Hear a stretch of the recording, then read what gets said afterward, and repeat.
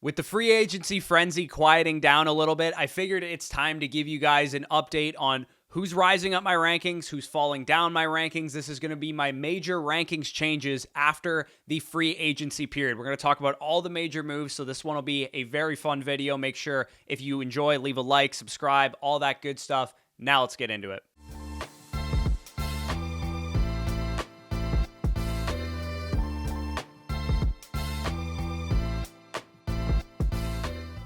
All right, so one quick housekeeping note before we actually get into the video. Our Dynasty Draft Guide, the 2024 Dynasty Wall Street Journal version 2.0. So we now have 50 prospects live on Flock Fantasy. And of course, when you sign up over on Flock Fantasy, you get that draft guide. You'll also get our overall rankings, Superflex, one quarterback, access to our trade calculator, which I'll be featuring in today's video. And also, we're looking to start a new listener startup league very, very soon. And you will have to be a Flock subscriber to have a chance to get into that league. So let's get into the first guy that we're going to talk about here. The first move I would say that we should talk about, and that was Kirk Cousins going from the Minnesota Vikings to the Atlanta Falcons.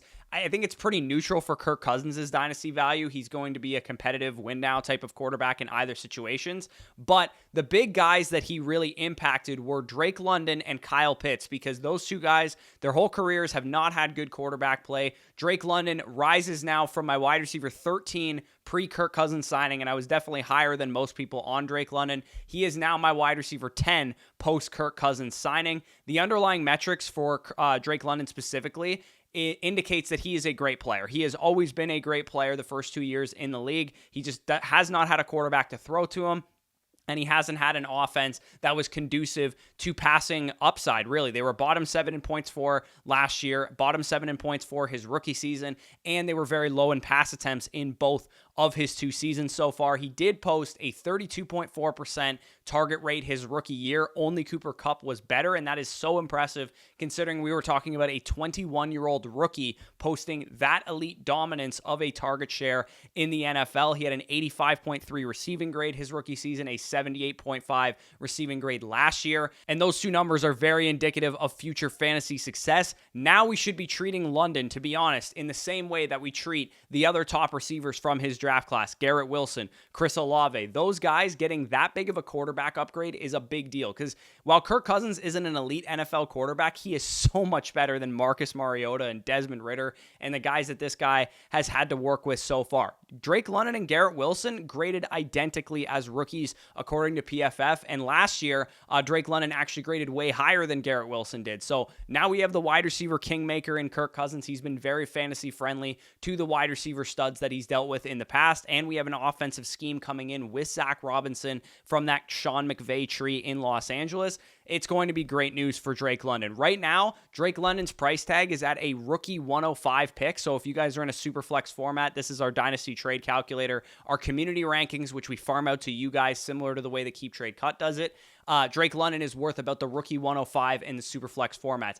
I would say the buying window is probably shut for Drake London, because before you could get him for like the 108, 109, 110 in a rookie draft. Now I'm not as comfortable paying this price tag for Drake London. But yeah, if you have Drake London already on your rosters, you probably feel very, very good about the moves that went down. Kyle Pitts, of course, same situation. He goes from my tight end 7 to my tight end 4. In his NFL career, he's also been a pretty solid player as well. It's been a little bit more tumultuous than Drake London, who's been pretty smooth sailing so far. He had a great rookie year, 1,000 yards, top 5 tight end in terms of targets, target share, 82.3 PFF receiving grade his rookie season, which was 6th amongst all tight ends as a 21-year-old rookie. In 2022, he had an injury-shortened year. Marcus Mariota was putting up like 20 pass attempts per game. It was so unconducive to fantasy production. And then last year, he had bad quarterback play yet again. And of course, he was coming off of a torn MCL, which he had surgery on in the 2023 offseason. So here it comes, fellas. I'm back in on Kyle Pitts. I am back in that this guy has elite upside. Am I saying that he is going to guaranteed hit that upside? No, he's definitely more of a risk than even Drake London is. But I do think for the price tag that you're going after Kyle Pitts for right now, Again, you probably missed your buying window. If you wanted to get Kyle Pitts with the expectation that they were going to get a quarterback upgrade, the time to do so was before Kirk Cousins signed. So I wouldn't go out and spend the 108, the 109 like it's going to cost you for Kyle Pitts in a tight end premium league now. I would just say if you have Pitts, you should feel good that he got a quarterback upgrade, and you should have been buying him all of last season when he was terrible, or early in the offseason before he had a quarterback upgrade. But great news for these two pass catchers for the Atlanta Falcons. Let's move on to some of the other news that came down during the free agency period, and that was Calvin Ridley signing a massive contract with the Tennessee Titans, a 4-year, $92 million contract, like $50 million guaranteed in that contract. Massive deal came down for the former Jaguars and Falcons wide receiver. Did have a bit of a down season last year. I think, myself included, we all expected him to be better with Trevor Lawrence, especially it was an ascending offense, ascending quarterback. He was very good last time we saw Calvin Ridley on the field.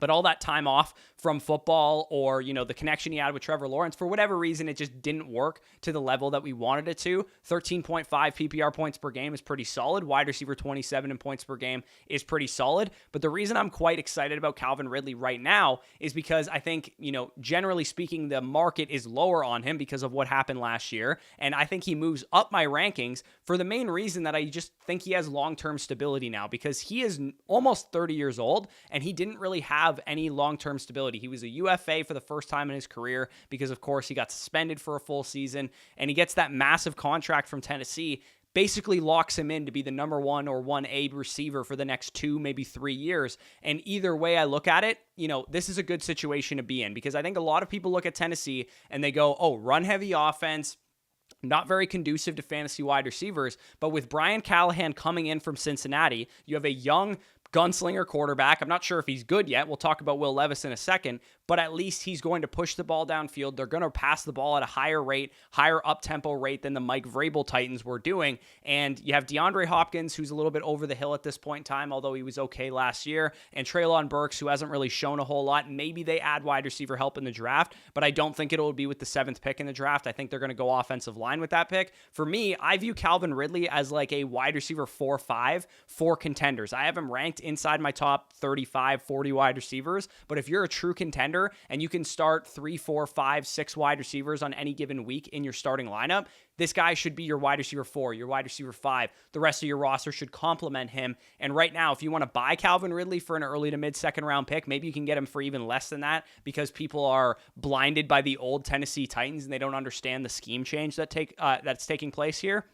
Maybe you can get Calvin Ridley for, say, the 205 in this year's rookie draft or something like that. So Ridley, definitely a guy I'm actually willing to buy low on of these free agency moves, and his quarterback is the same case, because for me, Will Levis went from quarterback 22 to quarterback 20 with this Calvin Ridley addition. I firmly believe the Titans are committed to building around Will Levis. They got him a number 1 receiver, at least a pretty solid receiver, 1A to DeAndre Hopkins is 1B. They need to get him a left tackle at number 7. Joe Alt, you are a Tennessee Titan, in my opinion.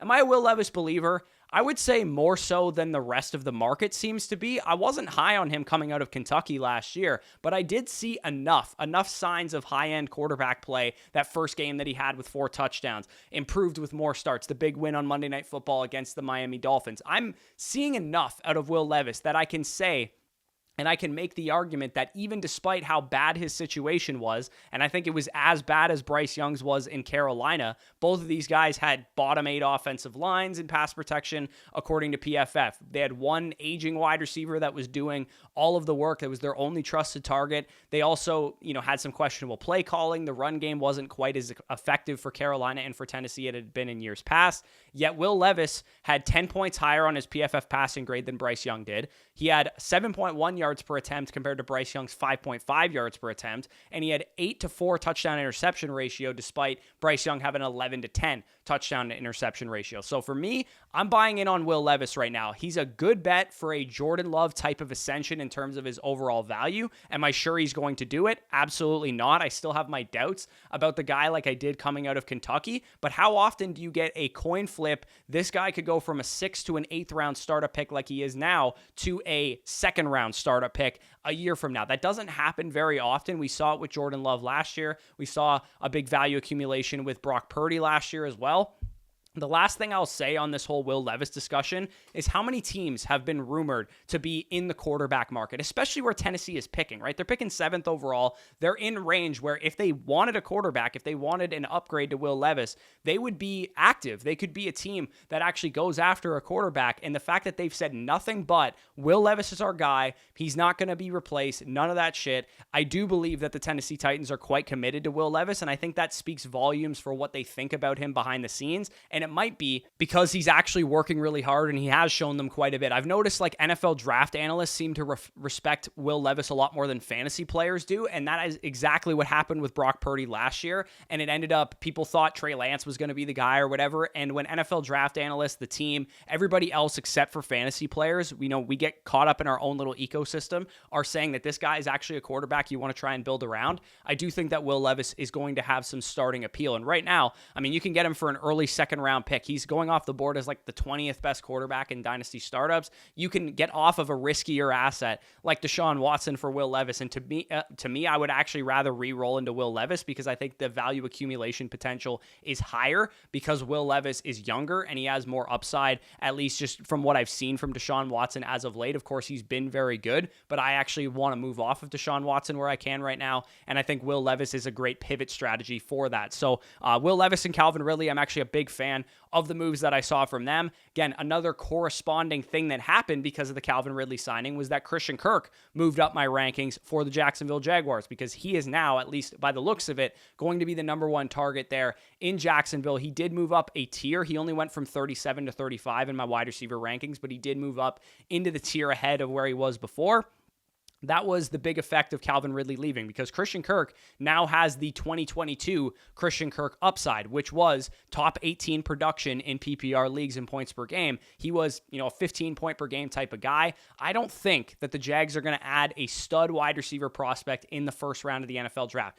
They're probably going to add somebody at some point in the draft, maybe on day 2 or whatever, but I do think they have bigger needs up front on their offensive line, good interior class in the middle of the 1st round, as well as their secondary, and we have a good corner class here. So I don't think they're going to go with, say, a Brian Thomas Jr. in the 1st round or an Adonai Mitchell in the 1st round or something like that. I think they're probably going to just opt for, Ricky Pearsall, Jalen Polk, something like that on day 2, and I do think that Christian Kirk is a very, very affordable wide receiver 2 production piece who you can have as like your 4th or 5th wide receiver on a competitive team because that's what he's going for on the market right now. Right now, you can get him for a mid-second in most leagues, maybe an early to mid-second at the absolute most. I think he is one of my favorite buys in all of Dynasty right now. And if you're sitting there with a roster that is ready to contend, you have 4 good wide receivers and then a bunch of upside on the rest of your bench, and you can start up to 5 every given week, and you're sitting there with a 205 in the rookie draft, and you want to just sell that off for Christian Kirk right now,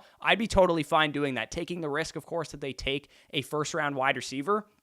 I still think, at least his rookie season, that Christian Kirk would be the number 1 guy there. So really like what happened with Christian Kirk. All around good winners so far from this free agency period. I think generally speaking, most of the moves were very fantasy friendly and none more than this next move, which was Marquise Brown signing a 1-year up to $11 million contract with the Kansas City Chiefs, which is obviously the absolute nuts for any wide receiver in free agency or in the draft. Wide receiver 45, he was in my rankings prior to this signing. Wide receiver 38, he is in my rankings now. Perfect fit for his role, for his skill set. Hollywood Brown has a lot of upside. You guys, if you look at this signing and you're like, oh, he's like Mecole Hardman or whatever, I'm telling you right now, Hollywood Brown is a very, very good target earning wide receiver who was wide receiver 21 in Baltimore, his final season there in 2021. Wide receiver 8 through 6 games without DeAndre Hopkins in 2022 before suffering his own injuries. And then, of course, last year, there was a mess of Kyler Murray was out, and also the Cardinals were such a dumpster fire. Marquise Brown wasn't really that productive last year. He was also dealing with some stuff. So he's one of these guys that the market's just lower on because he hasn't performed recently, but he's also one of these guys that seems a little bit externally motivated as well. Sorry to say this about Hollywood, but I think going to the Kansas City Chiefs, playing with the best quarterback in the world, will help motivate him to be a better player. Obviously, it's only a 1-year deal, so from a dynasty perspective, he's kind of more of a win now asset, but I think he's just such a perfect complement to Rashee Rice right now, and I think you should be able to get him for an early to mid-second round pick. Again, one of these guys that the buying window might be difficult on, because now that he's on Kansas City, everybody's going to be way excited about him and not want to trade him away from their team. So more so for Marquise Brown, I think he's a hold, because I think if you have him, you're just excited about it. You are excited about the production you might be getting. But if you're trying to buy him, he might come a little bit more expensive than I'm willing to actually pay for him. So good news for Marquise Brown. Let's get into some running back talk here. We got Chase Brown and Zach Moss seeing a little bit of an upgrade here. Chase Brown and Zach Moss both going from like the mid 40s and 50s in my running back rankings prior to Joe Mixon being traded to now I have Chase Brown at 28 and I have Zach Moss at 43.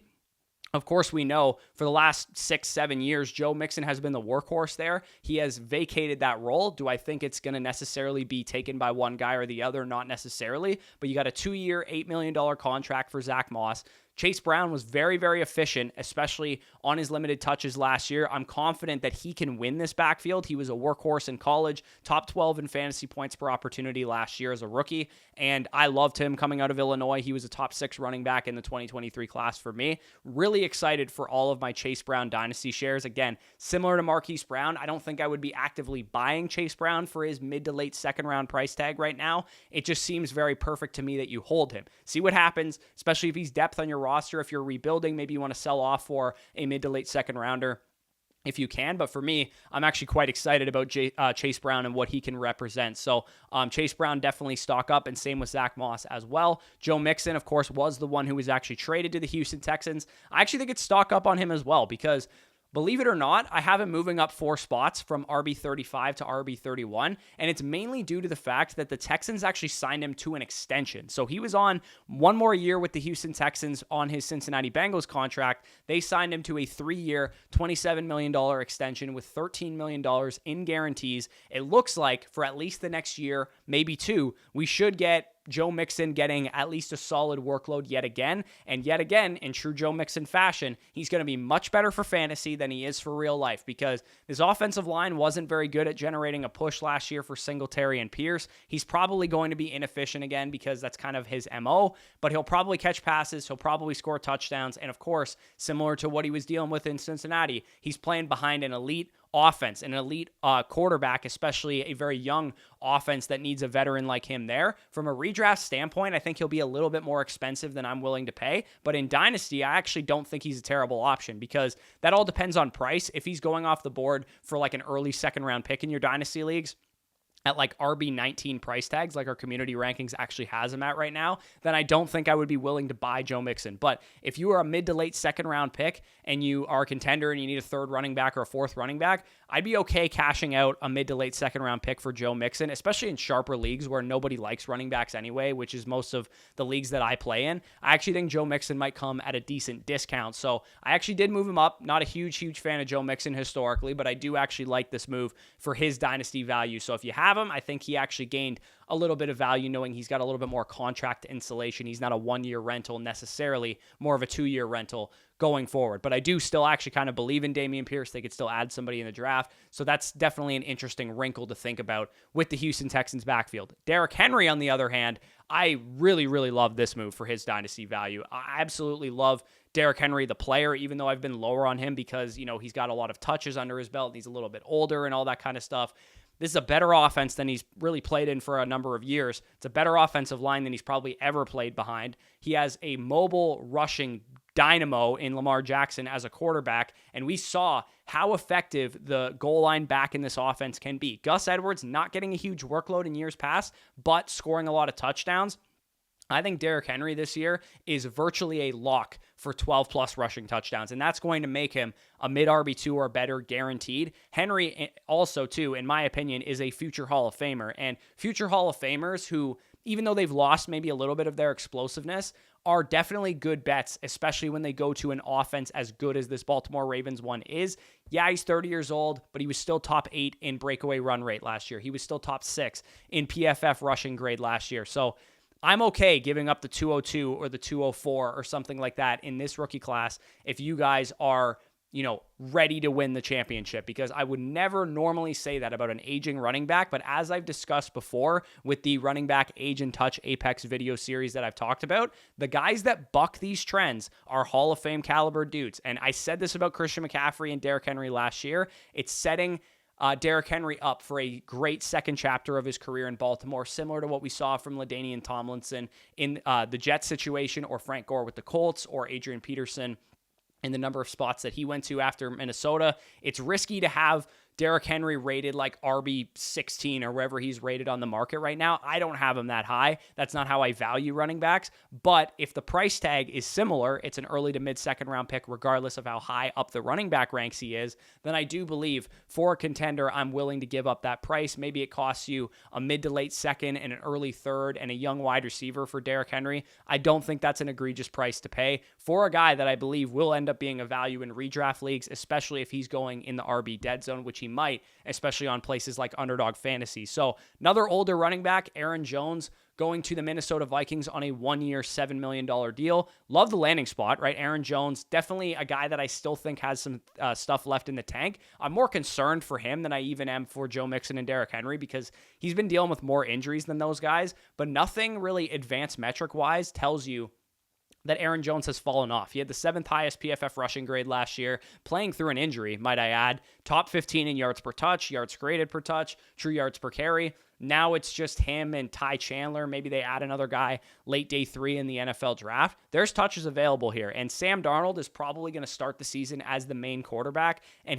he'll hand off the reins most likely at some point during the season to a rookie. Maybe it's Drake May, who I've been talking about. Josh McCown coached him in high school. Maybe that's who they're targeting with the trade up that they made with the Texans. Maybe they're going after J.J. McCarthy. We don't exactly know, but I do think Sam Darnold, at least at the beginning of the season, is probably going to be the guy that is checking the ball down like crazy to Aaron Jones. I think his outlook is worth a late second round pick. If he's worth more than that on your open league market, then I probably would sell him. But Aaron Jones, pretty decent RB2-3 rental with like RB1 production upside if he does indeed hit. So moving on to my team, Tampa Bay Buccaneers, Baker Mayfield, Mike Evans, both locked up long-term. Got 2 years, $52 million for Mike Evans, and a 3-year, up to $100 million deal for Baker Mayfield, but it's essentially a 2-year, $50 million deal in terms of guaranteed money. Both guys are basically tethered to the Tampa Bay Buccaneers for the next 2 years, and they're tethered together. As a Bucs fan, I watched the connection that they had last year, and I know I'm biased, but for fantasy, I do think these guys are going to be really good.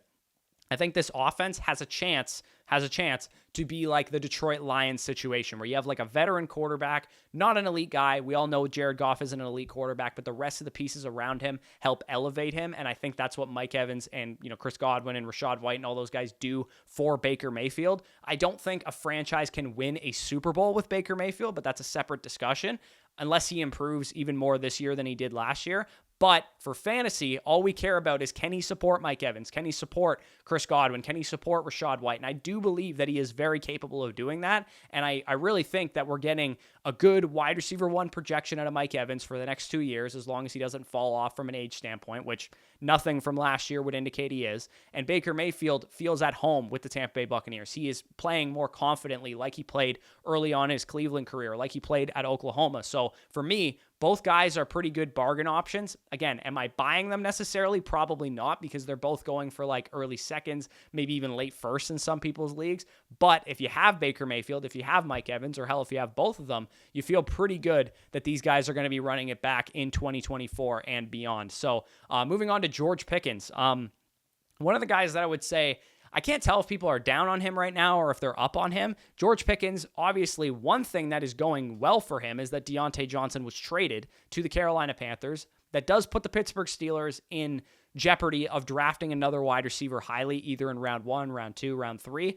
But the Steelers do technically have an upgrade at quarterback, even though Russell Wilson has been disappointing in Denver and not the quarterback that we saw in Seattle. He's better than Kenny Pickett. He's better than Mason Rudolph. And we saw him support a similar archetyped wide receiver in Cortland Sutton last year, en route to 10 receiving touchdowns. So George Pickens, I actually kind of like this pickup of Russell Wilson for George Pickens. I'm not high on Russell Wilson to the Steelers in general, but for George Pickens specifically, I actually do kind of like it. And long term, who knows what's going to happen? If Russell Wilson flames out, they're going to probably have a high pick in 2025. maybe they go after a quarterback at that point in time. Or maybe this year they draft Michael Penix in the second round, or they draft Bo Nix in the second round, or they take Spencer Rattler in the third round or something. We don't really know exactly what the Steelers are thinking.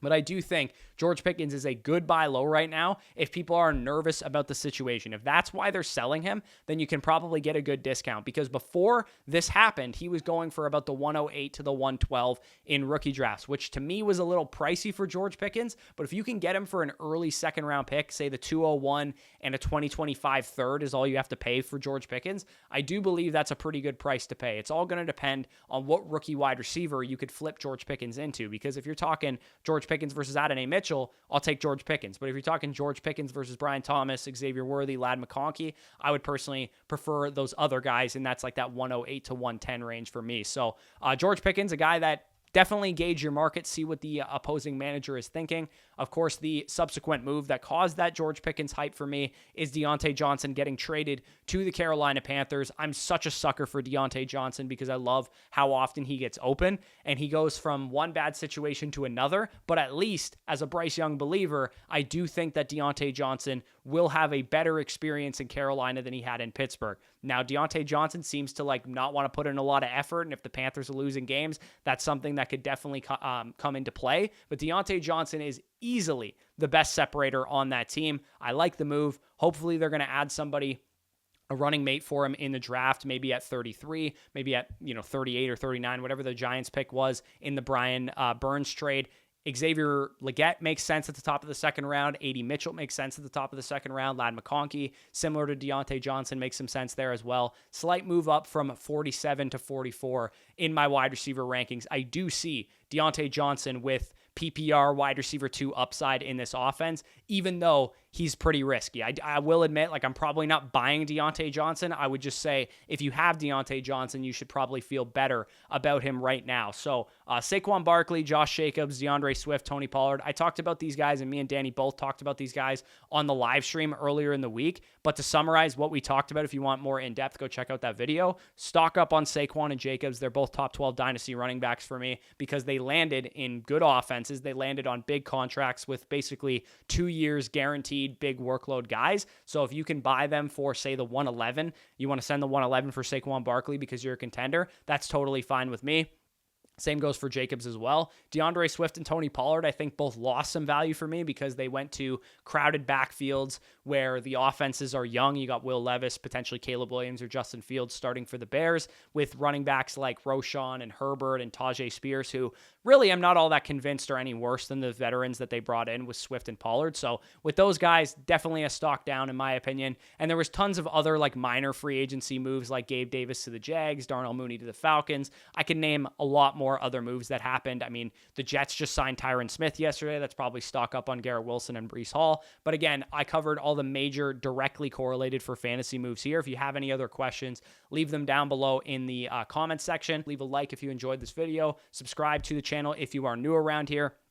And of course, if you want access to all of my dynasty rankings, all my one quarterback rankings, all my super flex rankings, our dynasty trade value chart, so you know how much to pay for these guys if you're buying them, how much to sell them for if you're selling them. Use our dynasty trade calculator. You can customize it to your league settings. You can put, okay, I'm in a super flex 12-team league. It's a tight end premium. You can start 2 running backs, 2 wide receivers, 4 flex spots. All that stuff will calibrate to our dynasty trade calculator and give you the best personalized possible advice you could have. And of course, flockfantasy.com is the place for that. Use the promo code FSE when you sign up for 30% off. Plus, also, you get a 7-day free trial. You get 6 months for free if you sign up annually. And again, if you want access to our Listener Dynasty League, that is going to be the best way to get it. Signing up over on Flock Fantasy. And of course, to our new Version 2 of our Dynasty Wall Street Journal is live today on the site, so you can check out our top 50 prospects, player profiles, write-ups, strengths, weaknesses, grading, games that we watch, fantasy outlooks, where we would take them in a rookie draft. Are they busts? Are they sleepers? Are they values? All that stuff, plus our top 50 prospect rankings for Superflex and one quarterback. All of that is available on Flock Fantasy. You're not going to want to be anywhere else if you're a Dynasty fantasy football player. So that will be linked down below in the description and in the pinned comment. But with that being said, peace out, and we'll talk to you soon.